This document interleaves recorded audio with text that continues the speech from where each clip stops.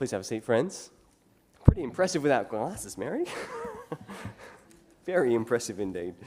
Friends, welcome to church today. If you're new or you're visiting, it's such a joy to have you with us, celebrating the good things of God. It is the beginning of Lent, that great season of preparation for our celebration of the death and the resurrection of Jesus Christ and his conquering of our sin and our own death. In Lent, we're going to walk through the beginning of the book of Exodus.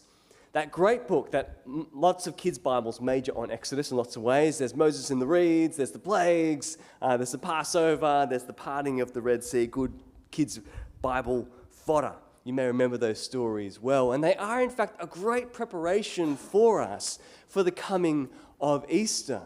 Jesus understood himself in what he did as kind of a second Moses. He was bringing about a second Exodus, leading out the people again to freedom. So by looking at Exodus, we are preparing ourselves for that great celebration of Jesus Christ. But the other thing we seek in Lent is renewal, isn't it? Personal renewal. God's powerful work in us to transform us and to remake us. And that too comes to us through the book of Exodus. See, renewal happens for God's people when what? When in their hearts, they grasp two things together. The holiness and incomprehensible nature of God with his tender love and forgiveness. When these two marry in your heart, often renewal will follow. And Exodus gives us an incredible picture of the one who is free and above all, and so loves us. I feel like at the moment in particular, Exodus is quite a powerful text to consider. Conversations I have in church with many of you, conversations I have out in the playground with mums and dads and on the streets are always about a dread about the world, a sense of the spiraling chaos and darkness before us. I was speaking to a mum in a playground recently, and she's not particularly religious, she says. She married a Jewish man. She's a Christian of sorts in her past. But she says, with all that is happening, she feels a deep sense of crisis and longs for stability in the chaos, something to hold on to. Exodus 1 and 2 names such spiraling chaos and darkness in the oppression of Pharaoh and directs us in the midst of it to the bigger, to the freer, powerful hand of God, which can stabilize us in the chaos. In this text, we see the most oppressive, tyrannical king imaginable, who's thwarted by ordinary people, actually, and then extraordinarily by God. So let's turn our minds and hearts to that now. I've got three things for you. The first is this. Oppression, friends, is never foreign to God's people. Oppression is where we begin this story. It's a familiar story, isn't it? A story of political and social oppression, of an immigrant people in a foreign land who've become the object of political scorn. The context is very simple. The people of God have become a very large nation. You see that in verse 7. They've been exceedingly fruitful, multiplying greatly, increasing in number and more numerous. They filled the land. It's like a plague of babies, babies beyond number. Israelites can't help but keep growing in size.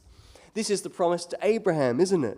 We looked at this last year, Genesis 12 and following, that Abraham would have more descendants than stars in the sky, and it's happening here in Egypt, God's promise to his people. But then a new Pharaoh comes upon the scene, who does not know Joseph, the story of the great Jewish prince in Egypt who saved the Egyptian people from starvation. Gone is that political memory. And before this Pharaoh, all he sees is a threat. A growing migrant people. It says he decides to deal shrewdly with them, which is kind of I was looking at the Hebrew word, it's kind of like a cold piece of political logic, detached from the reality. Pharaoh up on his throne, who decides that this great mass of people is a threat to the peace of Egypt. That if war comes, they will up and they will fight for the enemy and overthrow. And so, systematic oppression and forced labor. Israel is enslaved, forced to build store cities.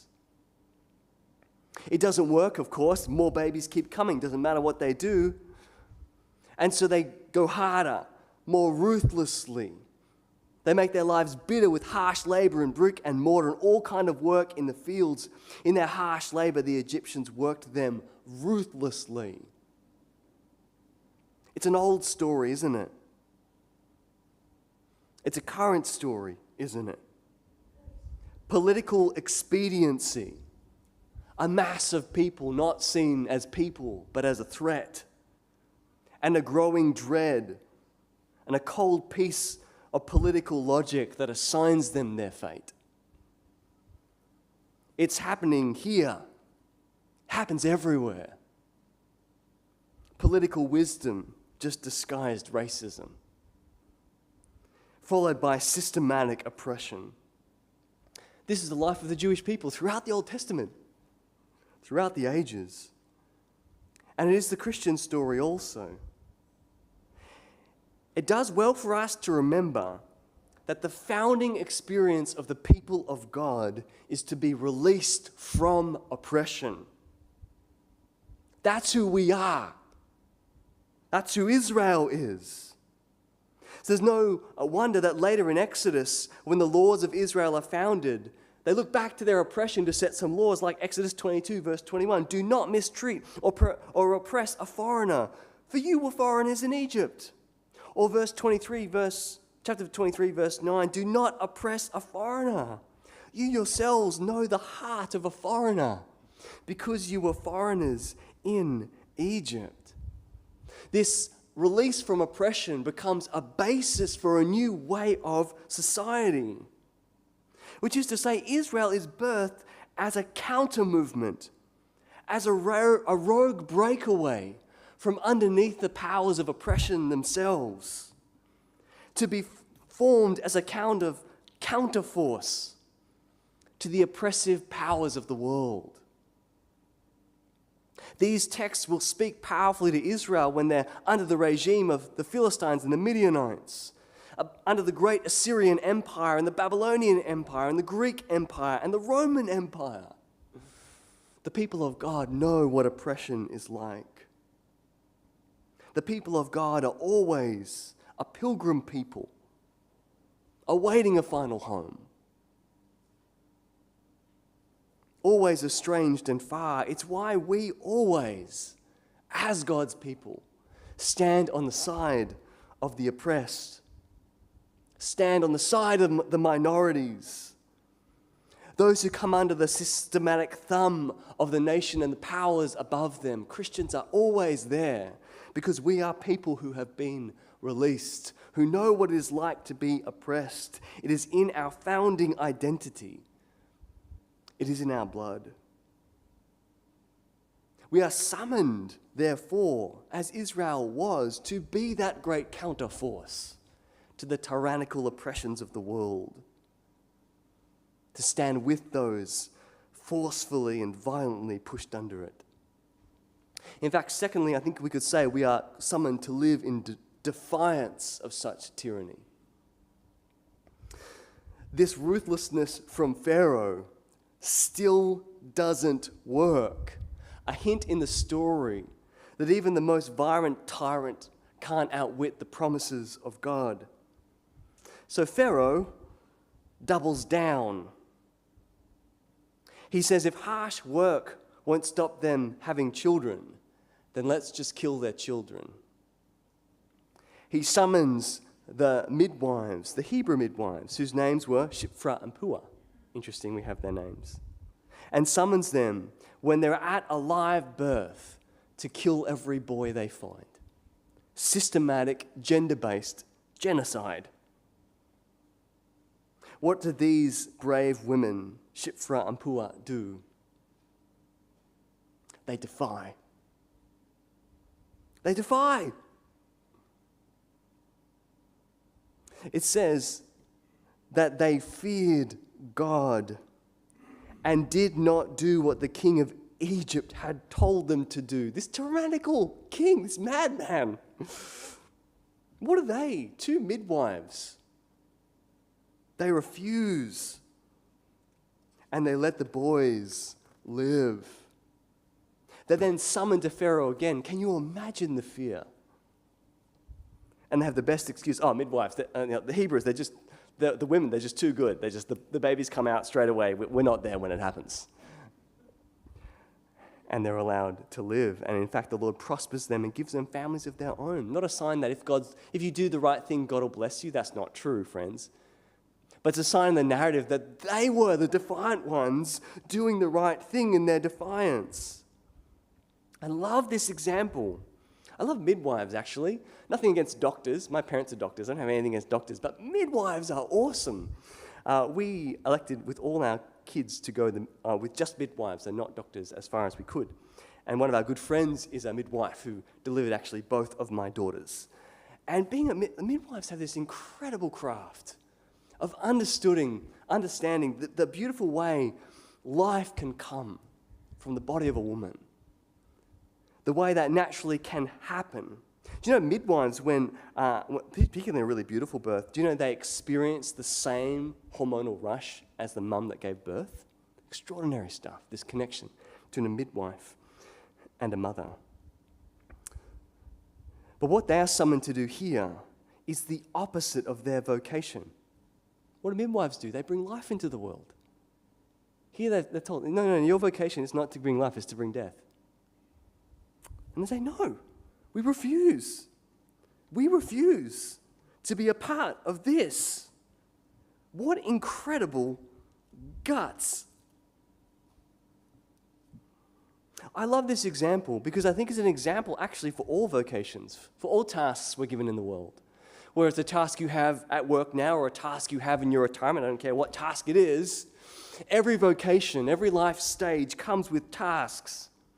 Maybe like a midwife, you're giving life to young children, or perhaps like a financial services expert, you're to give life to someone by helping them manage what they've been given, that it might be enough for them, and a generous overflow as well.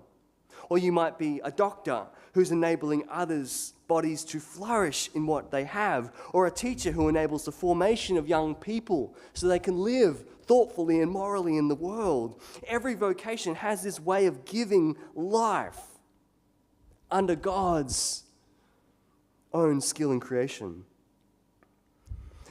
And in the same way, every vocation can come under the threat of being twisted instead in the opposite direction, right? Teaching can become about business and about numbers and not about souls.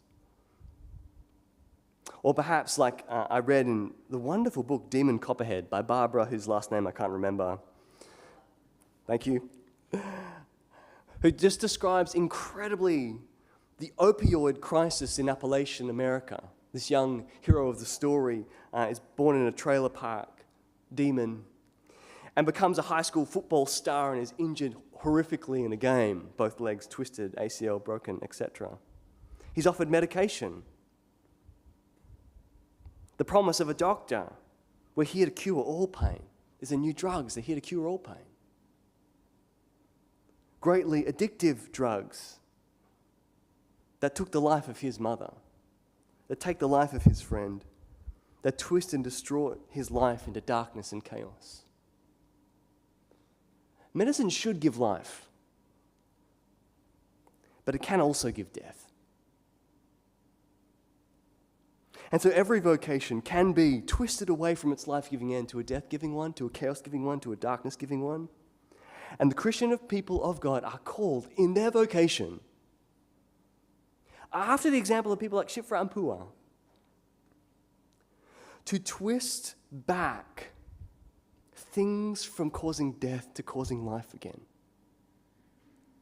To defy the order of capitalism, to defy the order of governments gone astray, to defy the order maybe of a boss sometimes within their power.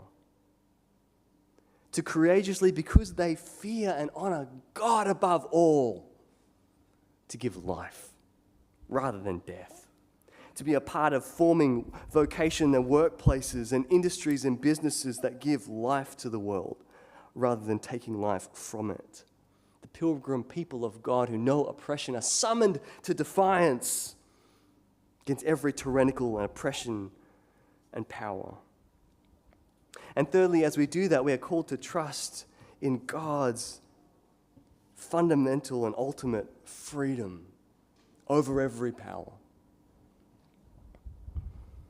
Pharaoh is enraged that he's outwitted again by these wonderful women. Did you notice also in the story how there are no useful Y chromosomes in this story? Not a single one. All of the heroes are women, without exception. The two midwives, Moses' mum and sister, and the princess of Egypt, all women, friends. And so Pharaoh is once again defied, and so he issues a nationwide edict. Every Hebrew boy that is born you must throw into the Nile. No age there, every Hebrew boy. Notice how through the story it just escalates moment by moment. The rule and the reign, the oppression gets deeper, it gets darker.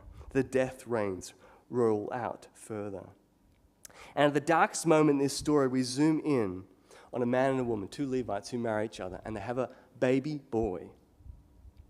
And the boy's born, and for 3 months the mum manages to hide a baby. Can you imagine, for 3 months having to hide a baby?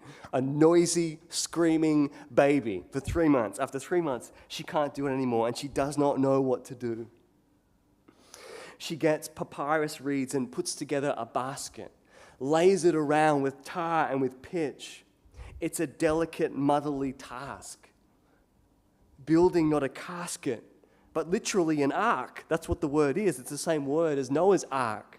Building a little ark for her son, placing him in it, and putting him on the Nile. That was what they told her to do, to put the boys in the Nile. But she desperately tries to keep him alive. And this little boy's sister watches on from a distance as this happens. We, the readers, are left with this story, and they've got this little ark in a river, and at this moment, we don't know why the mum did this. We know she wants to keep him alive, but why put him there? It's at the behest of the tide, literally. Which way will the water go? Two worlds open before us, portals to two different universes. Will this baby live or die? Do we live in that brutal, fatalistic place where all children are abandoned to death at the hands of tyrants, and that is, in the end, what will reign? Or is there a good God here somewhere who will save this baby? The ark is discovered by none less than the princess of Egypt, who defies her father, perhaps, who takes this baby. His sister comes and says, "Do you want me to get someone to help you with the baby?" And goes and gets the baby's mum, who then gets paid to raise her own child. It's an extraordinary twist. In a world of descending chaos and darkness, this child is protected and saved. And then finally named Moses, which in Hebrew sounds something like, "I drew him out of the water," kind of. A child of destiny, born under oppression to set his people free. What we're shown here, as we're shown all through this narrative, God's is not mentioned once, except that was the motivation by the midwives in this text. God's action is absent, apparently. And as we get to the end and we look all the way through, we realize that this tyrannical king's reign, even that, was serving God's purpose somehow. Even that led to more Hebrew babies. Even that led to this child growing up in Pharaoh's own house, later to enter the same house into defiance. It's like this, I think. I wonder the last time we looked at a ferocious storm on the seas. You know, one of those dark clouds rolling in, and the wind's really whipping up, and the waves are getting bigger set by set, crashing one on the other, and all the ocean is foam. Terrifying in ferocity and power. You know, if you ever look on one of those scenes, next time you look, scan across the horizon of the waves, because there is always, especially in a storm, a riptide, a counterforce. If you scan the waves, there'll always be one point where it's like the power of the waves are pushed back by another force pulling outward toward the ocean. A powerful tide that looks like nothing, but even the highest waves could not defy. So we see in Exodus 1 and 2, even though he is not even seen visibly, God, the great riptide, the force that appears small but is mightier than the raging of any king, of anything, of anyone, of any power. We see it again in Matthew chapter 2. Another tyrannical king, Herod, jealous, violent, wanting to eliminate a political threat, orders the murder of every boy in Bethlehem, 2 years and younger. And yet he cannot help but serve the purposes of God in sending the Messiah to Egypt, that he might be called out again to rescue his people again from slavery. The most violent and oppressive forces in the world cannot help themselves. They must serve him. He who is free and above all. When they looked to kill the Lord's Messiah, even then they were serving him. Even then they were setting the people free. In the death of Jesus was a revolution and a release and a liberation from every oppression, spiritual and physical, like no other. We need not fear any tyrant, any oppression, any power, dark or mighty or chaotic, whatever it is. All of them must serve him. Let me finish with a verse of a poem, A Sonnet for Epiphany by Malcolm Gwiet. Whilst Herod rages still from his dark tower, Christ clings to Mary, fingers tightly curled. The lambs are slaughtered by the men of power, and death squads spread their curse across the world. But every Herod dies and comes alone to stand before the Lamb upon his throne. Amen.